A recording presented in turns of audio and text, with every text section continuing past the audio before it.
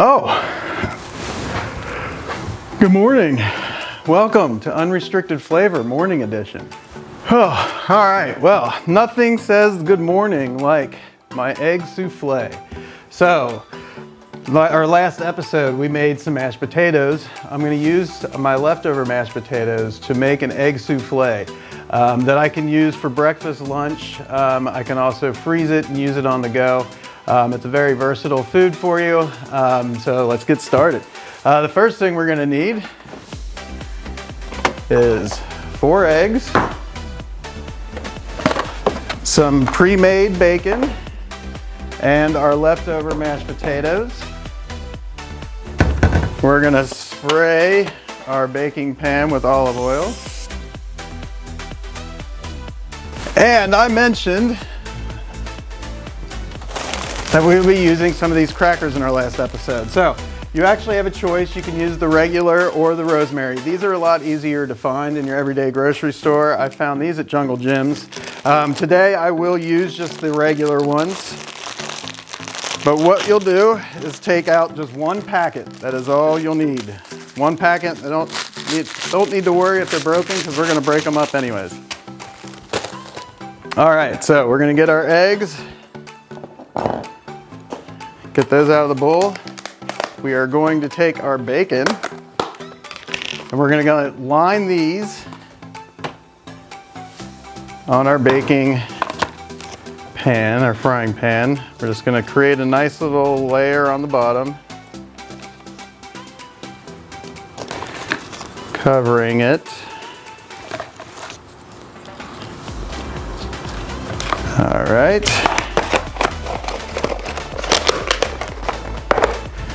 Then we're going to take some of our leftover mashed potatoes and we will break up some pieces. This will act as our hash browns for our egg souffle.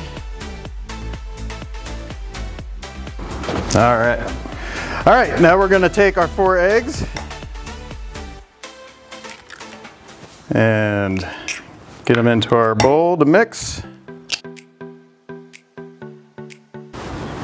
All right, we're gonna take our crackers and we're gonna break them up as finely as you can. They don't have to be perfect, but if you can get them to kind of a crushed powder, they blend into your eggs a lot easier.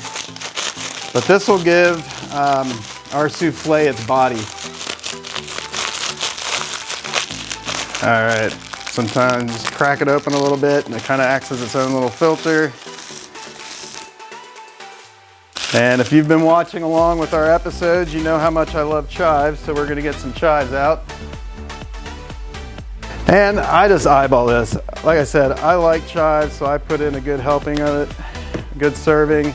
And then just a pinch of salt and pepper. Just don't want to overdo your salt and pepper here. All right, then we get a fork and we start mixing it together. And then we're going to add a little bit of lactose-free milk.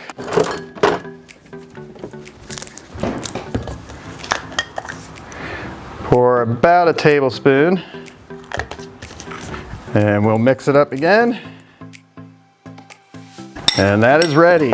So we'll go ahead and take our bacon and potato mix and we will heat it. We want to get this good and warm. And actually you don't necessarily need the olive oil spray in this dish because the bacon grease will create its own lubricant, I guess. It won't stick to your pan.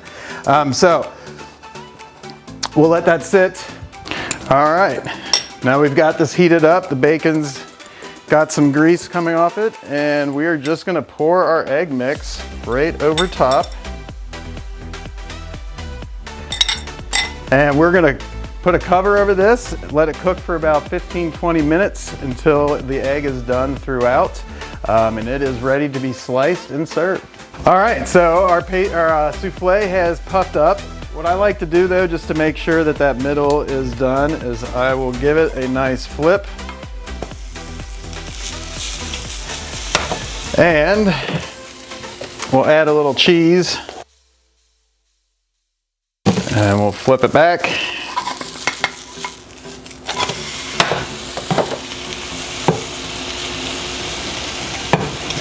All right, there we have it. Again, I'll sprinkle a little more cheese on this side. And there we have it, our souffle. We'll grab our plate. And then I like to cut it in fours. And there you have it. Breakfast all week long. All right, there you have it, our egg souffle.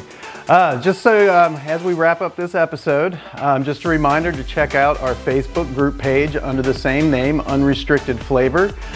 There you'll get additional recipes, stories, photography, inspirational messages, etc.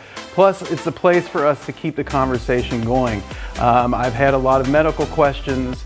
I've also had just some questions about dealing with depression, dealing with chronic illness. So it's been a community. There's a lot of support, so please come join us. Also, in the next few episodes, I wanted to throw out a couple of our plans. Our next episode will run around May 5th for a Cinco de Mayo celebration. It'll focus a lot of our Mexican dishes that I make. And then the next one after that, I'd like to do kind of a taste of Cincinnati. So I talked about the idea that I like to trigger memories or trigger nostalgia in the food that I create now to kind of remind me of something that I ate earlier. And two things that I loved from Cincinnati are La Rosa's Pizza and Skyline Chili. So I have recreated recipes that they don't taste exactly the same, but they definitely cue in that memory, that little, the reminder of those flavors. So I'll be sharing those in an upcoming episode as well. Thank you again for joining us on Unrestricted Flavor. I look forward to next time. Let's get healthy together.